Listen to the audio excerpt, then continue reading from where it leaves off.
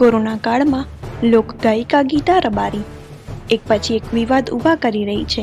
તાજેતરમાં જ પોતાના ઘરે વેક્સિનેશન માટે હેલ્થ કર્મચારીને બોલાવવાના વિવાદ બાદ હવે ગીતા રબારી ફરી વિવાદમાં આવ્યા છે. કચ્છના રેલડી ફાર્મ હાઉસમાં ડાયરામાં 250થી વધુ લોકો જોડાયા હતા.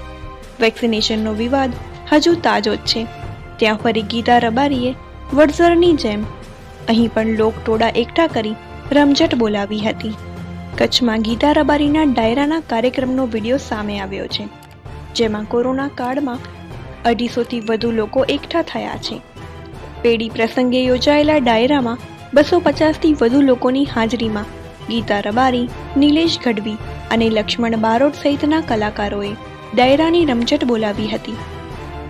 લોકડાઉન દરમિયાન કોરોના ગાઈડલાઇનના ભંગ કરતા ગીતા રબારીના આવા 3 કિસ્સાઓ ચર્ચામાં આવ્યા છે, જેમાં તેમણે વિવાદ ઊભો કર્યો છે.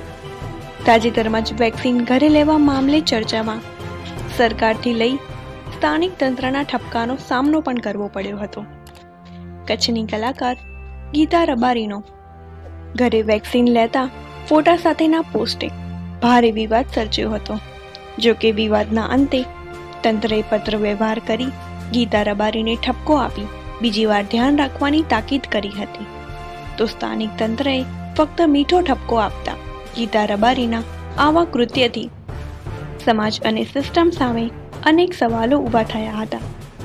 ગીતા રબારીએ પોતાના ઓફિશિયલ ફેસબુક પેજ પર વેક્સિન લીધા અંગેની માહિતી શેર કરી હતી, જેના બાદ વિવાદ થયો હતો. વિવાદ થતાં આરોગ્ય કર્મચારીને DDOની નોટિસ ફટકારાઈ